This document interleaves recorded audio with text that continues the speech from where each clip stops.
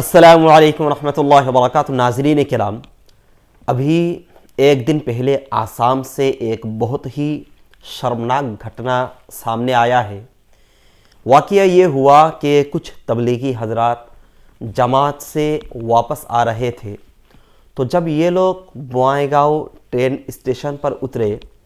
اترنے کے بعد جب یہ لوگ اپنے گاؤں آ رہے تھے تو راستے میں دو ہندو بائک سوار نے ان کے گاڑی کے سامنے آ کر انہیں روک لیا اور ان سے طرح طرح کی پوچھ تاچھ کرنے لگے، کاغذات مانگنے لگے، اور پھر جب انہیں آدھار کارڈ، پان کارڈ جو کاغذات ہے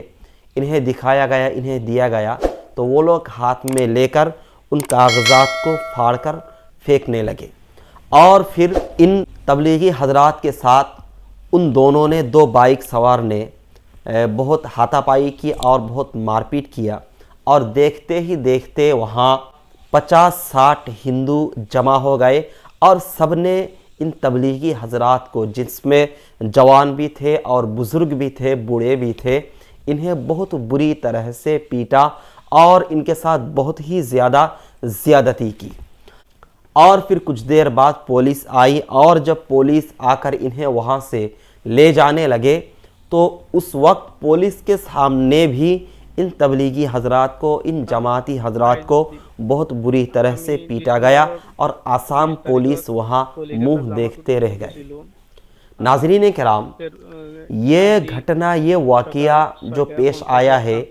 یہ آسام کے سی ایم ہیمنت بسوا شرما کے ایک نفرتی بیان کے بعد سامنے آیا ہے۔ تو لوگ طرح طرح کی اٹکلیں لگا رہے ہیں، لوگ طرح طرح کی باتیں کر رہے ہیں کہ یہ گھٹنا جو سامنے آیا ہے، کچھ ہی دن پہلے آسام کے سی ایم ہیمنت بسوا شرما نے جو ایک نفرتی بیان دیا تھا، جس میں انہوں نے کہا تھا کہ آسام کے میاں مسلمانوں کو آپ لوگ ستائیے، ان پر ظلم کیجئے، ان کے ساتھ زیادتی کیجئے، اگر آپ لوگ اگر ہندو مسلمانوں کے ساتھ زیادتی نہیں کریں گے تو یہ مسلمان آسام چھوڑ کر نہیں جائیں گے، لہٰذا ہندوؤں کو مسلمانوں کے ساتھ ظلم کرنے کے لیے کہا گیا، مسلمانوں کو ستانے کے لیے کہا گیا۔ یہاں تک کہ ہیمنت بسوا شرما نے یہ بھی کہا ہے کہ آپ اگر کسی مسلمان رکشے والے کے رکشے پر سوار ہوتے ہیں تو آپ 5 روپے کی جگہ 4 روپے کرایہ دیجئے، یعنی ہندوؤں سے مسلمانوں کو طرح طرح سے ستانے کے لیے کہا گیا ہے۔ تو لوگ سوچ رہے ہیں، لوگ یہ کہہ رہے ہیں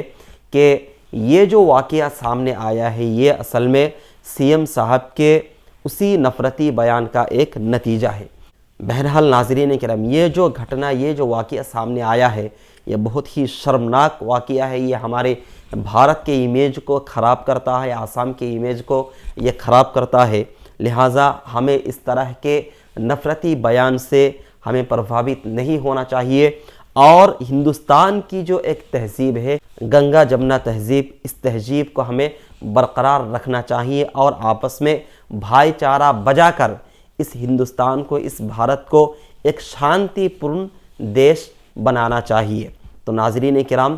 آپ جہاں سے بھی دیکھ رہے ہیں، اس طرح کے گھٹنا کا آپ نندا کیجیے، اور اس طرح کے گھٹنا کا آپ ویروت کیجیے،